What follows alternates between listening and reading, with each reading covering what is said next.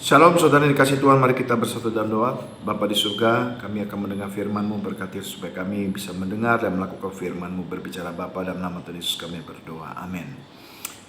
Firman Tuhan hari ini diambil dari 1 Korintus pasal yang keempat ayat 11 sampai 13.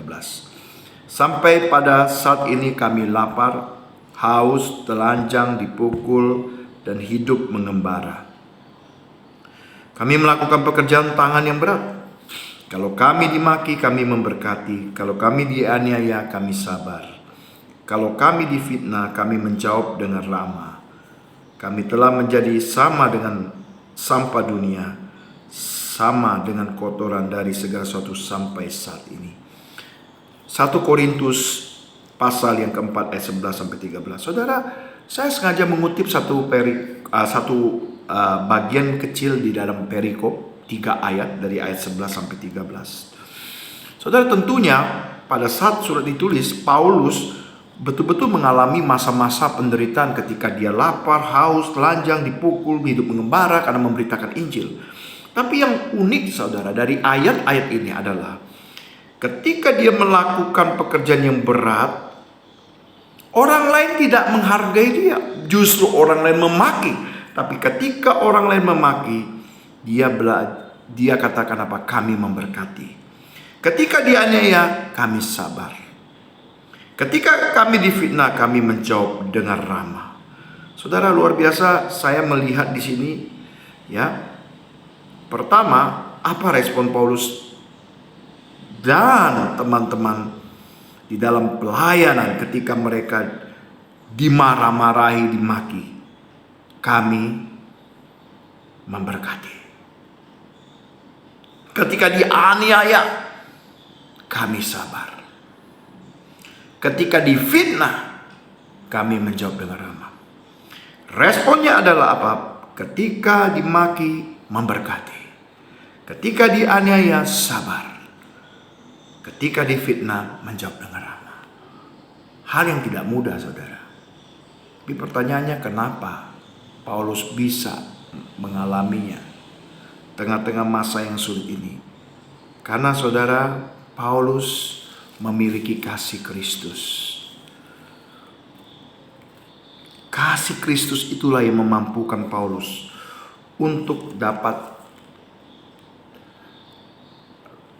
ramah ketika dimaki, memberkati, dianiaya malah sabar, difitnah malah menjawab dengan ramah.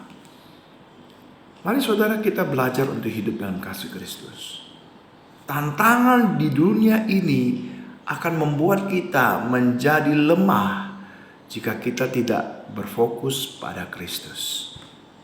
So, mari kita belajar untuk tetap hidup di dalam Kristus. Apapun yang terjadi dalam hidup kita, belajarlah untuk tetap hidup di dalam Kristus. Karena ketika kita tidak mampu, Kristuslah akan memampukan kita. Hari ini saudara, jangan pernah menyerah terhadap kehidupan yang sulit ini. Ini hanya keadaan yang sementara. Satu saat keadaan akan berubah. Sama seperti pohon di 4 musim. Pada saat musim salju, pohon itu akan membeku, rontok daunnya. Tapi pada saat musim semi, mulai bertunas kembali. Saat musim gugur, rontok semua.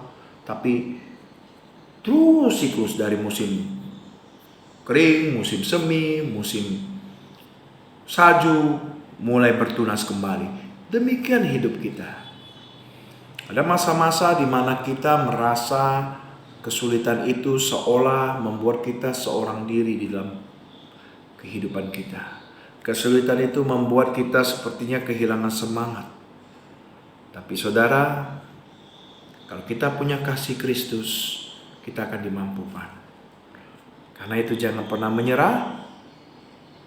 Percayalah, Tuhan akan menolong kita.